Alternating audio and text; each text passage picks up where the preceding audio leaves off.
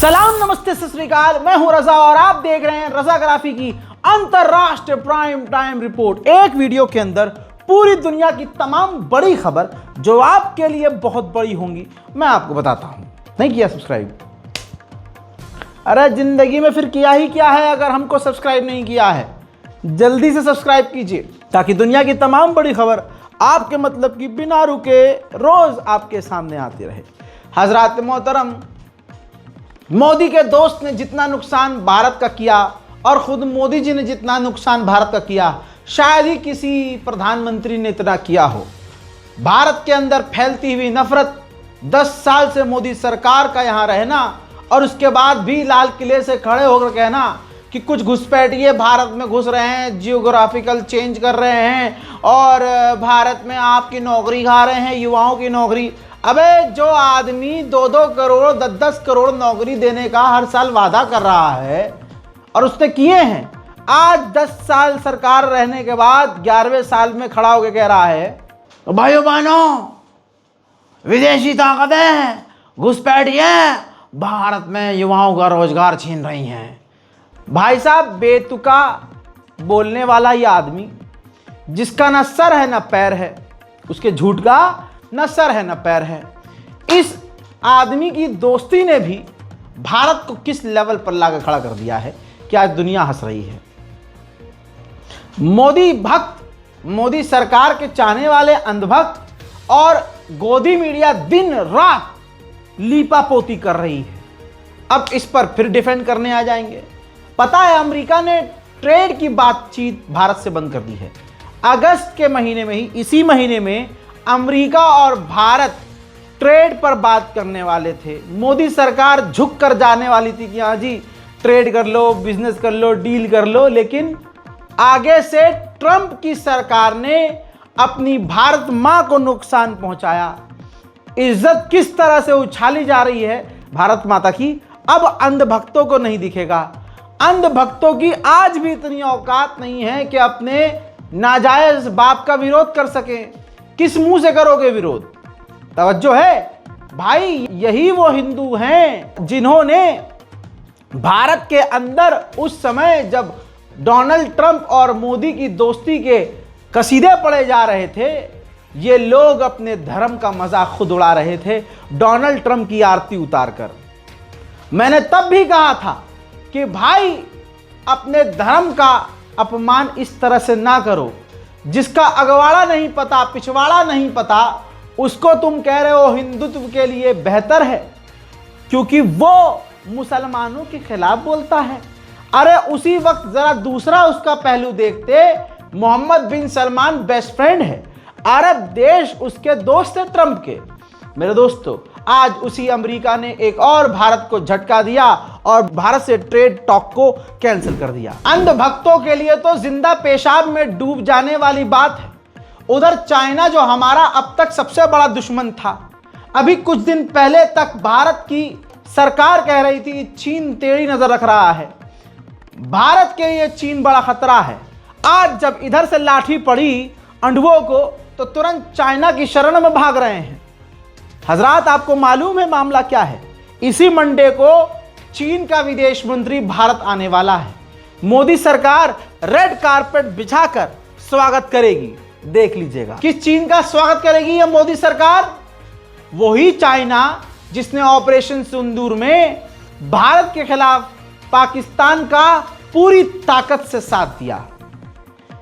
यही चाइना जिसने ब्रह्मपुत्र नदी पर बांध बनाकर हमारे पानी को डाइवर्ट करने की तैयारी शुरू कर ली। यही चाइना पिछले हफ्ते की जिसकी रिपोर्ट आई है कि 2000 किलोमीटर लंबा ट्रेन का ट्रैक बिछाकर अपनी सेना को भारत के LAC पर पहुंचाने के लिए वो प्रोजेक्ट शुरू कर चुका है। भारत ने आलोचना भी की है। कौन चाइना जिसने भारत की जमीन पर कब्जा किया हुआ है? कौन चाइना जो तिब्बत से लेकर अरुणाचल प्रदेश में इलीगल गांव बसा चुका है? उस चाइना का मोदी सरकार स्वागत करेगी। कौन चाइना जिसने 8 सबमरीन पाकिस्तान की नेवी को देने का वादा किया था, जिसमें उसने 8 में से 3 सबमरीन चाइना ने पाकिस्तान को सौंप दी है। इस चाइना का मोदी सरकार स्वागत करेगी। चाइना के पास पहले से ही रॉकेट और मिसाइल फोर्सेस हैं। ऐसे में चाइना के ही नक्शे कदम पर स्टाइल पर काम करते हुए पाकिस्तान ने भी ऐलान किया है कि वो मिसाइल फोर्स, रॉकेट फोर्स बनाएगा। यूएई ने न जाने क्यों अमेरिका से F-35 लेने से इनकार करके कोरिया का KF-21 जो फाइटर जेट है, जो बहुत हल्का है और वो अच्छा भी नहीं है, वो लेने की बात कर रहा है। अभी KF-21 जो फाइटर जेट कोरिया का है, यही पिछले महीने हम भी लेने की बात कर रहे थे, लेकिन जब आलोचना हुई तो भारत सरकार ने KF-21 कोरिया का फाइटर जेट लेने से इनकार कर दिया। साइप्रस और ग्रीस ने एक प्रोजेक्ट को लेकर डील करी है जिसे तुर्की ब्लॉक कर रहा है। देखिए, ग्रीस और साइप्रस तुर्की से ऐसे रहते हैं।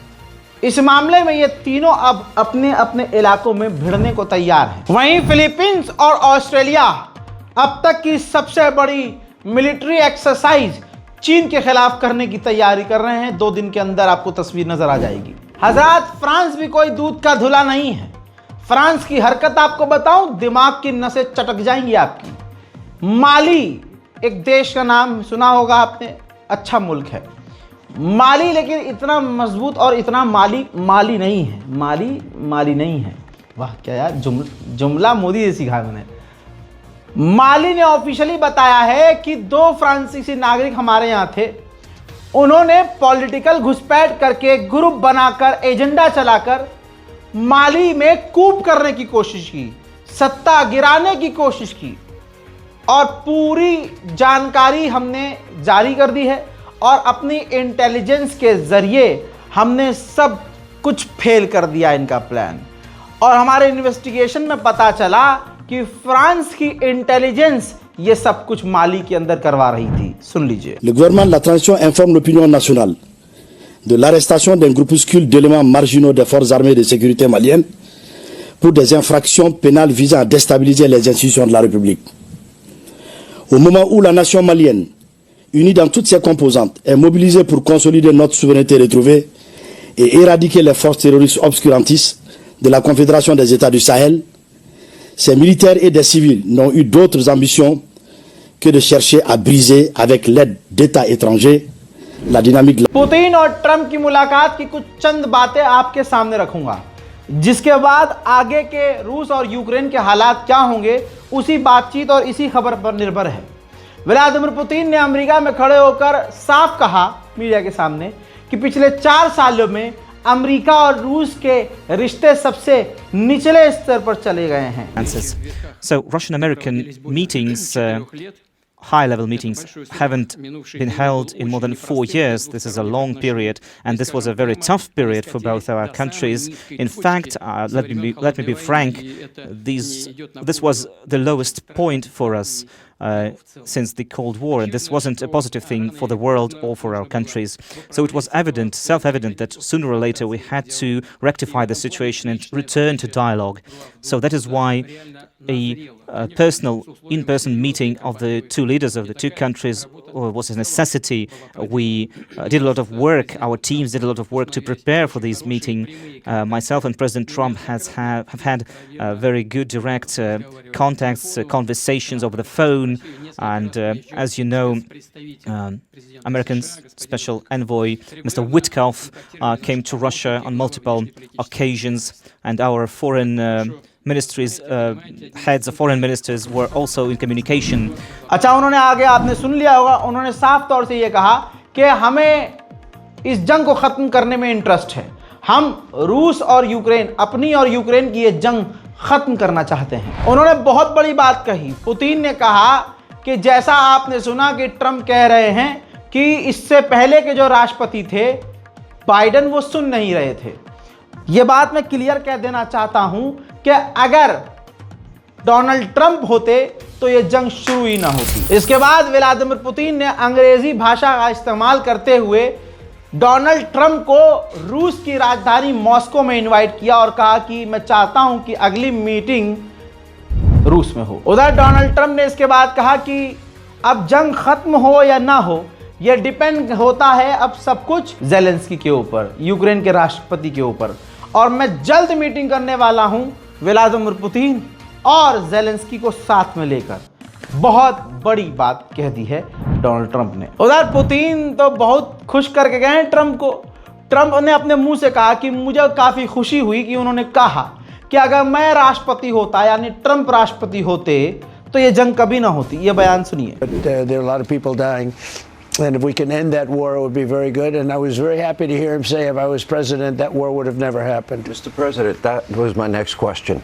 He said at the joint press conference that if, and you have said this many, many times, and he confirmed for the world today, that if you were president, this wouldn't have happened. Donald Trump ने साफ तौर से Ukraine से कहा कि deal कर लो, ज्यादा बेहतर होगा, क्योंकि आप बड़ी ताकत नहीं है, रूस बड़ी ताकत है। आगे उन्होंने कहा कि अगर ज़ेलेंस्की चाहेंगे तो डील हो जाएगी, और अगर ज़ेलेंस्की नहीं चाहेंगे तो डील हो ही नहीं सकती। अच्छा, डोनाल्ड ट्रंप ने अपना प्रोपेगेंडा यहां भी शुरू कर दिया, यानी चाइना और रूस को लड़वाने के लिए तीर चला दिया। पता है क्या कहा इस सफेद सुअर ने?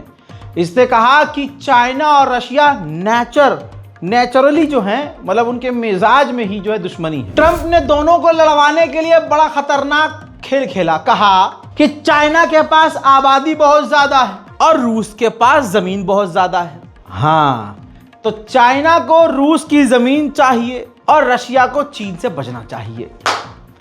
तो यानी ससुरा ये वही बात आ गई ना, ये डोनाल्ड ट्रंप पहले दो को आपस में लड़वाता है, फिर लड़ाई खत्म करवा कर भीख मांगता है। क्या कि मुझे peace award, Nobel peace award दो। वीडियो आया है कि जब व्लादिमीर पुतिन यानी रूस के राष्ट्रपति जब अमेरिका से निकले और रूस की तरफ जा रहे थे, तो अमेरिका के F-35 व्लादिमीर पुतिन के जहाज को एस्कॉर्ट कर रहे थे। देखिए,